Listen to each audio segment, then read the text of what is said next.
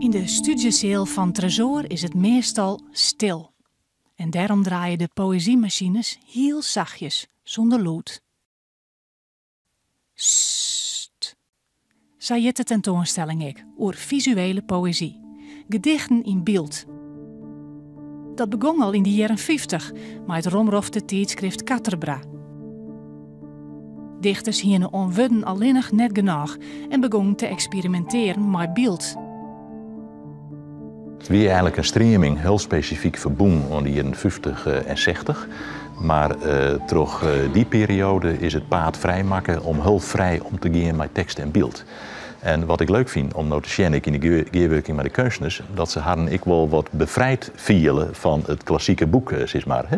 Dus dat ze nou ik weer ontbutsen, hè, hoe in mijn hele oren middels, zoals deze machines, dat ze daar hele oren sferen en uitdrukkingsvormen komen kist.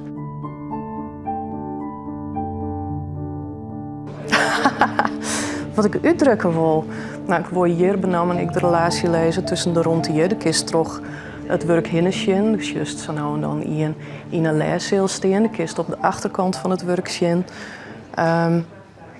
En het gaat ik wel over censuur, dus wat leest voort, hoe makkest naar je verband uit iets wat oorspronkelijk zijn is en hoe leest er rond de verlezer dan wel voor degene die iets vertellen wil.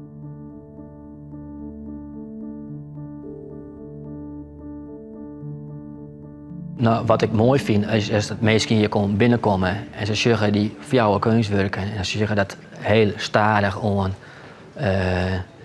draait. En dat mensen dan gewoon voor mijn werk zitten gaan.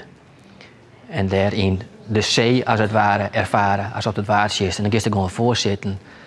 En vaak is taal iets, haast een bepaalde taal en die wil dan iets beschrijven, de werkelijkheid beschrijven, maar verwonder je gewoon om de taal. En het wil die even niks is, laat de hele werkelijkheid los. Maar zit er gewoon naar en ga erin op in die taal. Dat lijkt me heel nieuwsgierig. Ik ga gewoon zitten en dan ervaar hoe elk streekje oors is en dat het krijgt als het leven gewoon verantwoordelijk is, alles.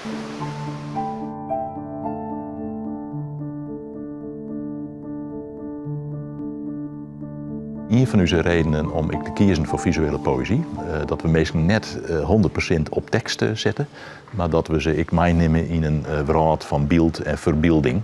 En ik al kerst een tekst misschien net helemaal snappen, dan snapst uit de plaatsjes wel en uit de kunst wel wat de sfeer is en wat het badskip is wat oerbracht worden moet.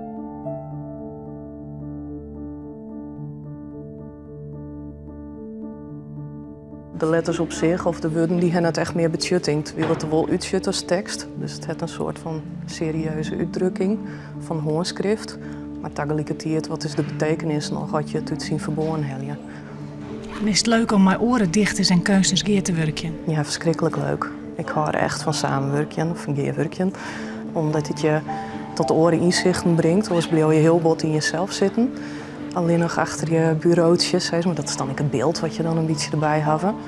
Maar ik vond het heerlijk om op een andere manier naar visuele poëzie te zien. Op een andere, dus even inzicht te krijgen in hoe orendichters werken en daar zelf ik weer van te leren. Dat het echt iets oors opleveren dan wanneer ik het helemaal alleen nog aan zoek.